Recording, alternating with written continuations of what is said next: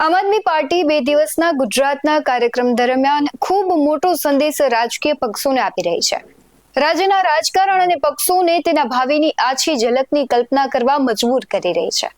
અગનગોળા જેવું ધગધગતું ગુજરાતનું રાજકારણ અને લોકમિજાજ આગામી ચૂંટણી તથા પક્ષોના ભાવિને ખૂબ અસર કરશે. પરિવર્તનનો વાયરો સામાન્ય જનતામાં વ્યાપી જશે તો નક્કી 30 વર્ષથી શાસન કરતી પાર્ટીને ખૂબ મોટું નુકસાન થવાની સંભાવનાઓ છે. નમસ્કાર, વાત વિગતવાર સાથે હું ભગવતી વિશાવડિયા.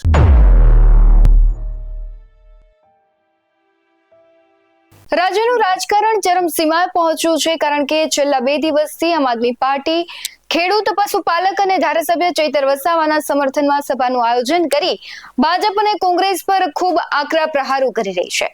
ત્યારે આમ આદમી પાર્ટી દ્વારા આજે દેડિયાપાડાના પીઠા ગ્રાઉન્ડ ખાતે એક વિશાળ જાહેર જનસભાનું આયોજન કરવામાં આવ્યું અને આ સભાનો મુખ્ય હેતુ દેડિયાપાડાના ધારાસભ્ય ચૈતર વસાવા ઉપર થયેલા ખોટા કેસ અને ધરપકડના વિરોધમાં તેમનું સમર્થન કરવાનો હતો.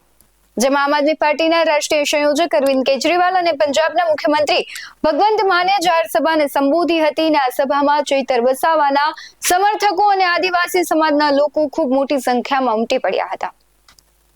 સૌથી મહત્વનું એ રહ્યું કે ડેડિયાપાડાના આપના જે ધારાસભ્ય ચૈતર વસાવા છે, લાફાકાંડ મામલે છેલ્લા 19 દિવસથી જેલમાં છે. આ મુદ્દે આમ આદમી પાર્ટી છે તે ભારતીય જનતા પાર્ટી પર ગંભીર આરોપો લગાવી રહી છે કે તેમના ધારાસભ્યને ભાજપના ઇશારે પરેશાન કરવામાં આવી રહ્યા છે.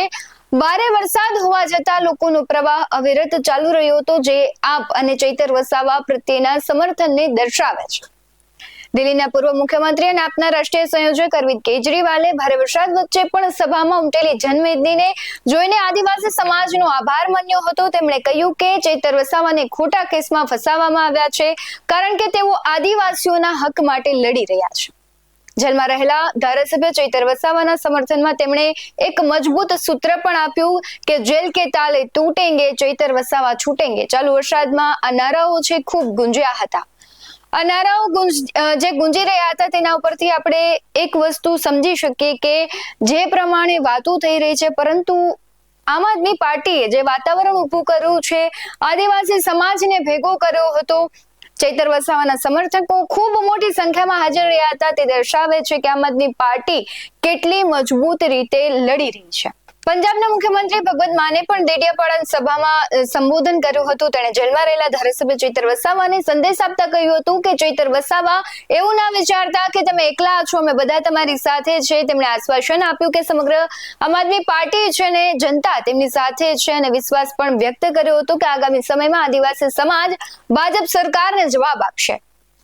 તેમણે કહ્યું કે આદિવાસી સમાજના અધિકારોને મુદ્દે સરકાર પર પ્રહાર કર્યા અને આ લોકો જળ, જમીન અને જંગલ પણ વેચી રહ્યા છે. તેમણે આરોપ મૂક્યો છે કે સરકાર આદિવાસીઓના કુદરતી સંસાધનો પર કોર્પોરેટ ગૃહોના કબજા માટે પ્રયાસ કરી રહી છે. એટલે સ્વાભાવિક વસ્તુ છે કે જ્યારે કોઈ વિપક્ષ હોય અને જે સત્તામાં પાર્ટી હોય તેના વિરુદ્ધ આક્ષેપો કરે, પરંતુ છેલ્લા કેટલાય દિવસથી આમ આદમી પાર્ટી છે, ભ્રષ્ટાચાર છે, તેના નેતાઓ છે તે ઉજાગર કરી રહ્યા છે, કૌભાંડો બહાર લાવી રહ્યા છે અને ચૈતર વસાવાની ધરપકડ પાછળ પણ ક્યાંક ને ક્યાંક તે જે મનરેગા કૌભાંડ બહાર લાવી રહ્યા છે તેને લઈને તેમની ધરપકડ થઈ હોય તેવું માનવામાં આવી રહ્યું છે.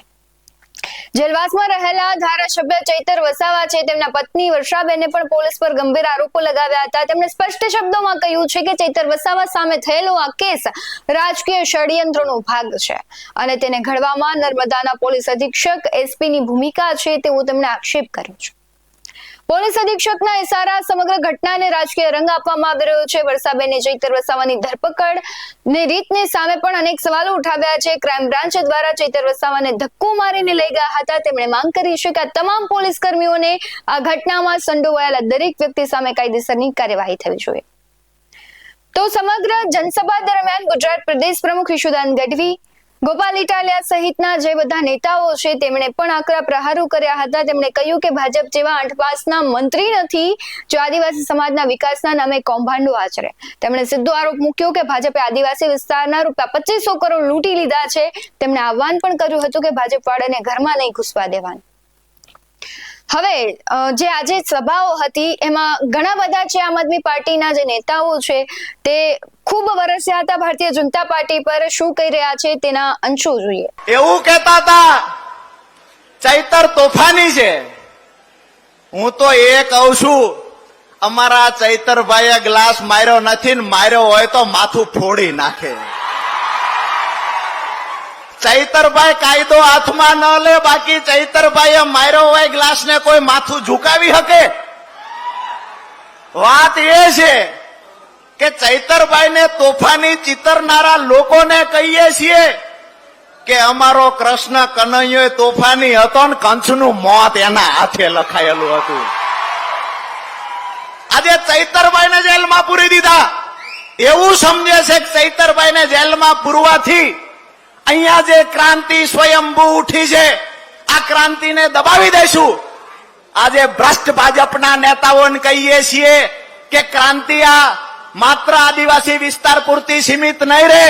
આવનાર સમયમાં સૌરાષ્ટ્ર, ઉત્તર ગુજરાત, દક્ષિણ ગુજરાત તમામ જગ્યાએ ચૈતરભાઈના સમર્થનમાં સંમેલનો જોવા મળશે. દોસ્તો, મુદ્દો એ નથી કે ચૈતર વસાવાએ ગ્લાસ માર્યો કે પથ્થર માર્યો કે ધોકો માર્યો કે આંખ મારી. એ મુદ્દો નથી. મુદ્દો એ નથી કે ગ્લાસ માર્યો કે નહીં.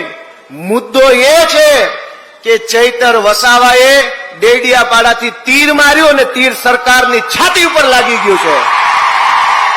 એ તીર ભાજપની સરકારની છાતી પર લાગ્યું.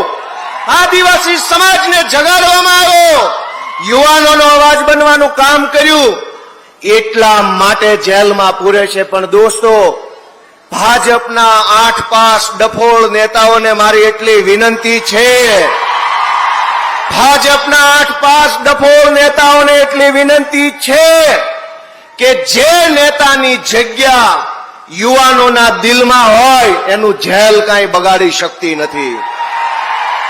જેલ મોટી નથી, જનતાનું દિલ મોટું છે અને ચૈતર વસાવાની જગ્યા સમાજના દિલમાં છે. આ વાત સાચી છે મિત્રો. અને આ વાતની જાણ જ્યારે ચેતરભાઈ વસાવાને તમે ધારાસભ્ય બનીને મોકલાવ્યા, એમને ખબર પડી, એમણે જોયું, ભાજપ વાળાએ ટ્રાય કરી કે ચેતરભાઈ આવ ભાઈ, હરખા આપણે બે સરખા થઈ જઈએ, બધા લોકો મળીને આદિવાસી સમાજને લૂંટીએ. ત્યારે મિત્રો આજે તમને ગર્વ થશે કે ચેતરભાઈ વસાવાએ નક્કી કર્યું કે આદિવાસી સમાજ માટે હજારો કરોડ તો શું, મારે ગોળી ખાવી પડે ને તો ખાવા પર તૈયાર છું. આ ચેતરભાઈ વસાવા આ સભા દર્શાવે છે કે આમ આદમી પાર્ટી ચૈતર વસાવાના મુદ્દાને લઈને આદિવાસી વિસ્તારોમાં પોતાની પકડ મજબૂત કરવા અને ભાજપ સરકાર સામે આક્રમક વલણ અપનાવી રહી છે. આ મામલો આગામી સમયમાં ગુજરાતના રાજકારણમાં વધુ ગરમાવો લાવે તેવી શક્યતા છે. પણ હવે સવાલ એ થાય છે કે આમ આદમી પાર્ટીનું રંગ લોકોને કેટલું અસર કરશે, કારણ કે ભાજપના શાસનમાં છેલ્લા કેટલાય સમયથી સતત ભ્રષ્ટાચાર, કાયદો અને વ્યવસ્થા અને કૌભાંડ સામે આવી રહ્યા છે. અને આ બધામાં મહત્વનું એ છે કે એ કૌભાંડમાં, એ ભ્રષ્ટાચારમાં ક્યાંક ને ક્યાંક ભારતીય જનતા પાર્ટીના જે નેતાઓ છે તેમનું નામ હોવાની સંભાવનાઓ આવે છે. તેમનું નામ ક્યાંક આવી રહ્યું છે અને પછી ત્યારબાદ તેમની ધરપકડ પણ થાય છે.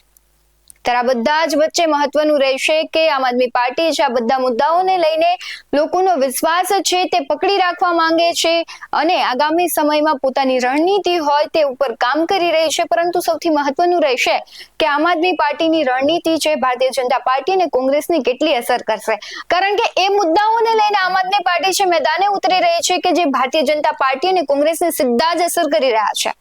એ પછી કોંગ્રેસની 30 વર્ષની સરકાર હોય કે ભારતીય જનતા પાર્ટીની 30 વર્ષની હોય, પરંતુ આ બધા જ મુદ્દાઓને લઈને એ બધા જ જે કામગીરી છે, જે કામગીરી બાકી છે, જેમાં ભ્રષ્ટાચાર થયો છે, ગંભીરા બ્રિજ હોય કે પછી કોઈ કોંગ્રેસનું કામગીરી હોય, અત્યાર સુધી જે કામગીરી ભારતીય જનતા પાર્ટી અને કોંગ્રેસ દ્વારા કરવામાં આવી છે તેના પર આમ આદમી પાર્ટી છે અનેક સવાલો ઉભા કરી રહી છે, લોકોને પણ જાગૃત કરી રહી છે કે આ બધા કૌભાંડો છે આના દ્વારા કરવામાં આવ્યા છે અને કૌભાંડ એના જે નેતા છે તે ઉજાગર કરી રહ્યા છે ને ષડયંત્રપૂર્વક તેમની ધરપકડ થતી હોય તેવું પણ તે આક્ષેપ કરી રહી છે. આમ જોઈએ તો 30 વર્ષ કોંગ્રેસના, 30 વર્ષ ભાજપના, તો શું હવે લોકો પરિવર્તન ઈચ્છે છે અને આમ આદમી પાર્ટીને મોકો આપશે તે સૌથી મહત્વનો સવાલ રહેશે, કારણ કે અત્યારે ગુજરાતના રાજકારણમાં વિપક્ષની ખૂબ સારી ભૂમિકા આમ આદમી પાર્ટી છે તે નિભાવી રહી છે. એક સમય હતો કે કોંગ્રેસ સૌથી જૂની પાર્ટી કહેવાય છે, ખૂબ તેનું શાસન હતું. ત્યારબાદ ભારતીય જનતા પાર્ટી આવી અને હવે આમ આદમી પાર્ટી છે પોતાનું કહેવાય છે કે ગુજરાતમાં મૂળિયા નાખતી હોય તેવું લાગી રહ્યું છે. અને વિસાવદરની જીત એટલે આમ આદમી પાર્ટી માટે ખૂબ મહત્વનું રહ્યું. કોંગ્રેસ માટે પણ ખૂબ ભવિષ્ય છે તે ધૂંધળું દેખાઈ રહ્યું છે. તેણે રેસના ઘોડા અને લગ્નના ઘોડા તો અલગ પાડ્યા, પ્રદેશ પ્રમુખની પણ જાહેરાત કરી, પણ આ બધું જ કરવા છતાં કોંગ્રેસ પોતાનું અસ્તિત્વ બચાવી શકશે કે નહીં તે ખૂબ મોટો સવાલ છે. અને ભારતીય જનતા પાર્ટીને પણ હવે મજબૂત વિપક્ષ તરીકે આમ આદમી પાર્ટીનો સામનો કરવો પડશે. અને સામના કર્યા બાદ હવે 2027ની જે આગામી ચૂંટણી છે તેમાં કયા પાર્ટી છે તેને વધારે વોટ મળશે અને કોણ શાસન કરશે તે ખૂબ મહત્વનું રહેશે. હાલ વાત વિગતવારમાં બસ આટલું જ. આવા જ વધુ અહેવાલો સાથે ફરી મળતા રહીશું. તમે અમારી યુટ્યુબ ચેનલને સબસ્ક્રાઇબ કરવાનું, અમને ફેસબુક અને ઇન્સ્ટાગ્રામ પર ફોલો કરવાનું ભૂલશો નહીં. બાકી અવનવી અપડેટ્સ મેળવવા માટે આપ જોતા રહો BS19 ન્યૂઝ. નમસ્કાર.